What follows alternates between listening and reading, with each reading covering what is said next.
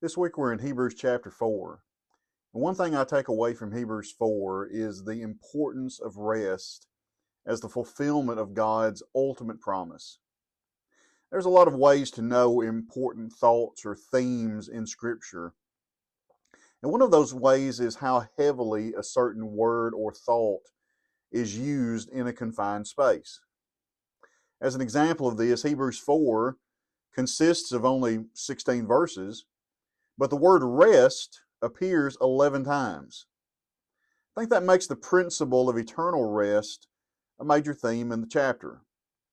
So the writer introduces the idea of rest by recalling ancient Israel's wilderness wanderings and the fact that because of their own disobedience, it took them 40 years to enter into the rest of his promised land.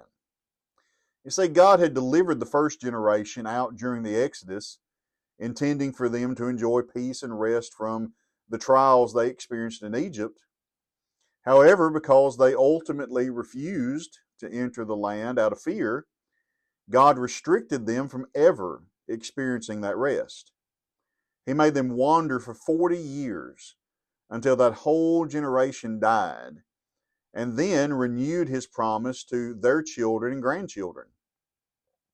He then builds on that memory by likening the rest to which they looked forward to the rest that we anticipate as the people of God today. And these were the words that he used. Therefore, since a promise remains of entering his rest, let us fear lest any of you seem to have come short of it. For indeed the gospel was preached to us as well as to them. But the word which they heard did not profit them, not being mixed with faith in those who heard it. Hebrews 4 verses 1 and 2. There's just something about the concept of rest that is so appealing. You spend a long day at work and you look forward to going home and getting some rest. Spend a long day out in the yard or around the house doing work. You look forward to sitting down and getting some rest. Go help a friend or family member move houses for a few hours, and you're ready to go home and sit down and rest. We like movement and we like activity, but at the end of the day, there's nothing better than finishing whatever you're doing and just resting. But here's the thing about rest. True rest only comes at the end of hard work. You see, rest is a contrast. It's the opposite of something that you've just experienced. So if you've done nothing, well, you can't rest from doing nothing.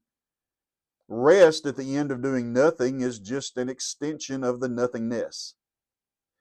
Now, the true rest is a contrast to the exertion of energy. Rest only comes when you've worn yourself out doing something. And doesn't that make perfect sense in view of the invitation Jesus extended in Matthew 11, 28 through 30? When he said, "Come to me, all you who labor and are heavy laden, and I will give you rest.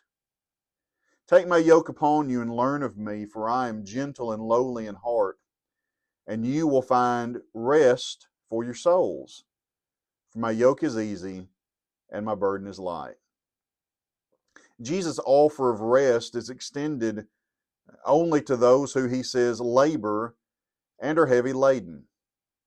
The idea is that we've lived a life where we've worn ourselves out in God's service, and heaven is our rest from the hard work of this life. So in the words of the Hebrews author, Hebrews 4 and verse 11, let us therefore be diligent to enter that rest.